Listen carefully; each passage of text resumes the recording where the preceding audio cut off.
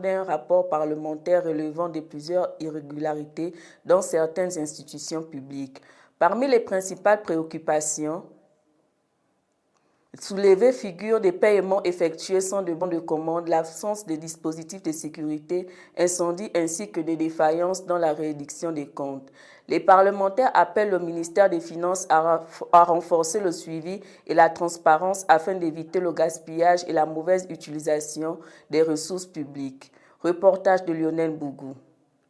Les députés rwandais expriment leurs inquiétudes face aux failles persistantes dans la gestion des finances publiques. Lors d'une séance plénière du Parlement consacrée à l'examen du rapport d'activité, plusieurs élus ont dénoncé des manquements graves dans certaines institutions publiques. Selon le rapport présenté devant les parlementaires, près de 48% des institutions examinées auraient effectué des paiements sans bon de commande, une pratique jugée contraire aux principes de transparence et de bonne gouvernance financière.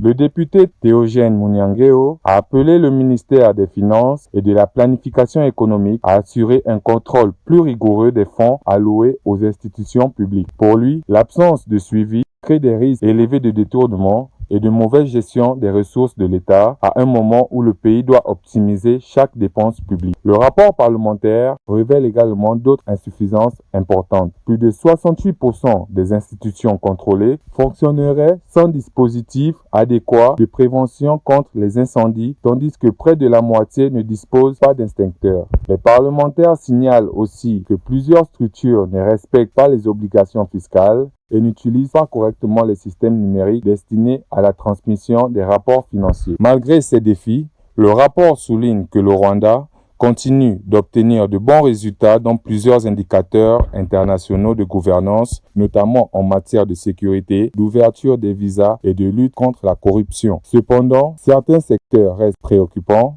notamment les services liés au foncier, à l'habitat et à l'environnement qui affichent des niveaux de satisfaction plus faibles auprès des citoyens. Les députés ont également évoqué des retards dans la mise en œuvre des réformes au sein de la Société des eaux et de l'assainissement, malgré les résolutions parlementaires déjà adoptées. Face à cette situation, le Parlement promet de poursuivre le suivi des institutions concernées afin d'améliorer la gouvernance, renforcer la transparence et garantir une meilleure utilisation des ressources publiques au service des citoyens.